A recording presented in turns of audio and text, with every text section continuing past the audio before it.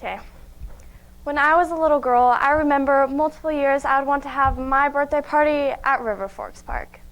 Me and all of my cousins would run around playing hide and go seek in the little teepees, ride the water spewing whales, and play pirates in the huge fort that had a cannon in it.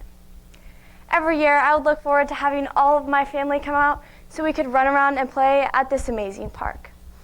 Now, what would have happened if this park was taken away from me? The problem that luckily didn't happen to me could be happening to the U.S. Is the U.S. actually losing federal land? Well, first, we should probably know how something even becomes a national monument or is considered federal land. Well, there is something called the Antiquities Act, which gives the president the authority to create a national monument and protect and preserve significant nature. However, nowhere within this act does it say anything about the president having the authority to revoke or abolish an already named national monument. So is it even possible to dispose of national land without creating a new law? The answer is yes and no. In the past, presidents have downsized existing monuments. For example, President Harry Truman took away about half of the 9,500 acres protected under the Santa Rosa Island National Monument. But this is only downsizing one monument a little bit, not completely getting rid of it. In the Constitution, under Article 1, it states how a branch of government can reverse its earlier actions using the same process originally used. So to create a national monument, the president must have a very valid reason, which means that to dispose of a national monument, what was a valid reason must now be invalid.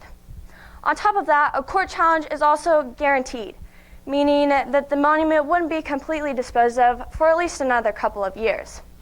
Now, no president has ever completely abolished a national monument. So if no monument has been disposed of, then how are we losing this land? Many people believe that we are losing all of this land due to the Trump administration downsizing 2 monuments. But the U.S. today has around 640 million acres of federal land. This is around 28% of the total land area within the U.S. Now, in 2009, we only had around 5 million total acres. This can be seen in the dark blue of this map. Now, when President Barack Obama came into office, he created 26 new national monuments that added up to be a total of 88.3 million acres. On top of that, he also expanded existing monuments by a total of 465.2 million acres. And President Obama is not the only recent president that has created a bunch of new monuments. Before Obama was George Bush who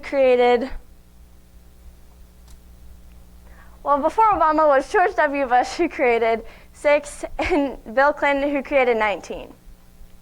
This is the most amount of new monuments we've had since 1928.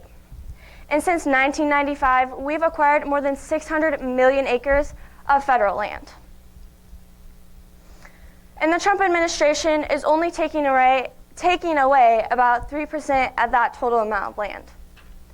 Now, what happens to the land that's being taken away? They obviously can't just pick it up and put it on a shelf that you can't get to. What happens is actually the opposite of it being taken away. The land is now opened up for mineral extraction such as oil, gas, and coal, as well as more ATV riding and digging of non-dinosaur fossils. Since most land that is protected under a monument an ATV riding and digging of fossils is only allowed within a few acres of that monument. Now, don't get me wrong, it's not just a huge free-for-all. Of course, there are still rules and regulations that everyone must follow. So is it true what everyone is saying?